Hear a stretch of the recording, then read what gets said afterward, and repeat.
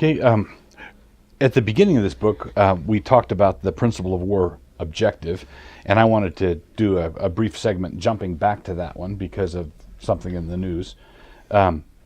We are currently engaged in, along with some other nations, in bombing Libya, but it has been stated sort of over and over again that our objective is not to remove Gaddafi and not to kill him, and it's apparently just to bomb the country. Well, it says it's humanitarian. Humanitarian. So you're bombing to save certain people from being. So we kill the other ones. Kill the other ones. So it seems to me that that's how you get into quagmires, when you have shifting objectives and there's no clear chain of command. There's no clear.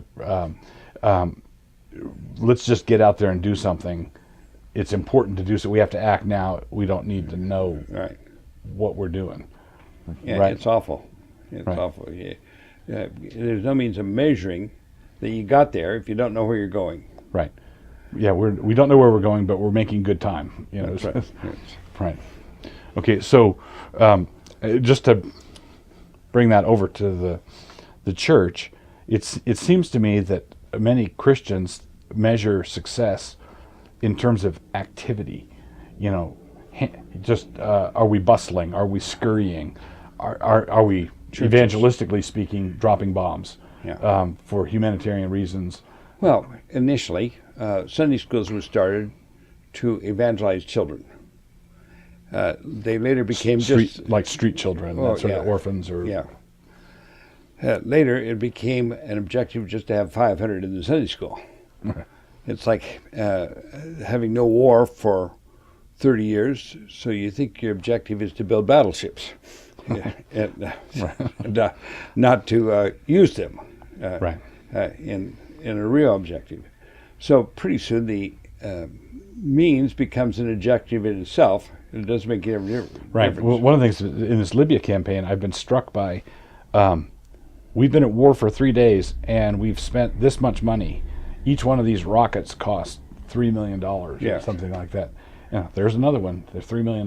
Well, you're looking at the wrong scoreboard, right? Well, in Vietnam, they didn't do it that way. They didn't record money. We recorded on how many Vietnamese we killed. There was a body count. Body count, right. Because there was no hills to take. It was just counting how many people we killed each day. Right, and evangelistic organizations do the same thing, body counts.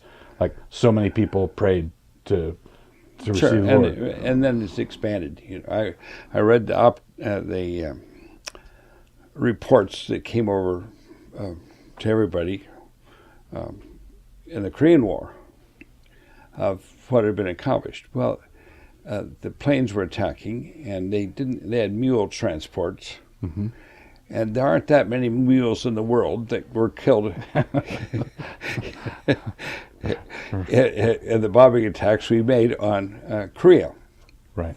So we not only have the wrong objective, but we even measure that wrongly. And then once you have a false objective, it's easy to inflate the numbers on that false objective.